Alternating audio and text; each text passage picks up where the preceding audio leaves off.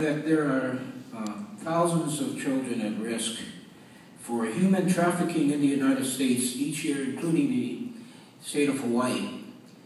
In the year 2012, a Bill 2579 addressed the crime of human trafficking of minors.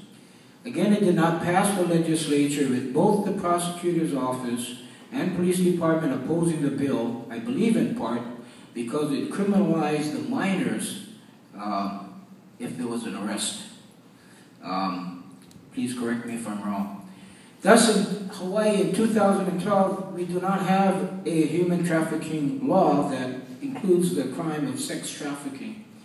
We have some ladies in Aina here who were able to get a bill passed on their first try, which helps fund community libraries by working through the process. My question for both of you, as prosecutor, can you not work the proposals before the legislature and build a coalition like these Aina ladies in the 2013 legislature to stop child sex trafficking and exploitation of minors in Hawaii through prostitution?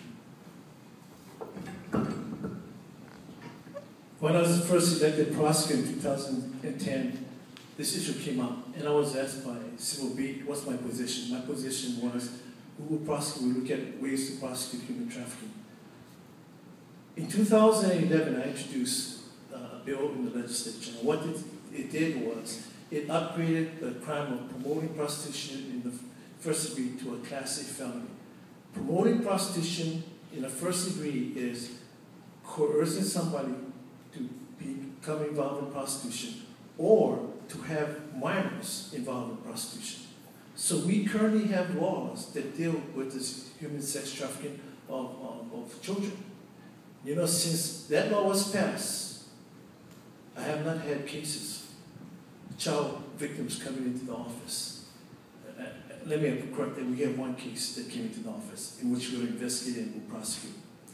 In addition to that law that was passed, we had a law that put the victims of human trafficking, they can enter a witness protection program. There's only certain kind of witnesses that can enter a state witness protection program, witnessing organized crime. But we made for human trafficking, sex trafficking, available for them to enter into witness protection program.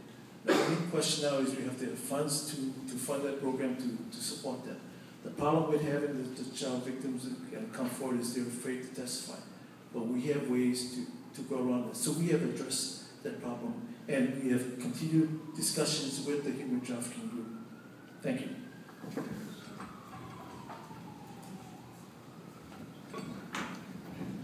I believe I can get together a coalition to pass an effective human trafficking law. And what is required is a law that doesn't criminalize the victim who will be your witness. If you do that, that witness or victim will not come forward and testify. You have to provide not only protection, but programs. Many of these girls are drug addicted by their pimps. But before you can address a problem, you have to educate people on the problem. Many across the island and in this room do not know the nature and extent of human trafficking within our community. Years ago, drunken driving and domestic violence were not viewed as crimes, but we changed that attitude. We have to take that same approach to human trafficking. It's occurring in our community and occurring every day. How does it happen? Girls are being sold on Craigslist, Backpage, and other internet sites. The pimps are more savvy. Why aren't cases being made? Because investigators are not properly trained on how to infiltrate these rings and make cases. So you have to educate the public, train the investigators, and then you can get cases made, and then we can solve that problem. But not until we do that can we solve that problem and prosecute those who engage in human trafficking. Thank you. Next question.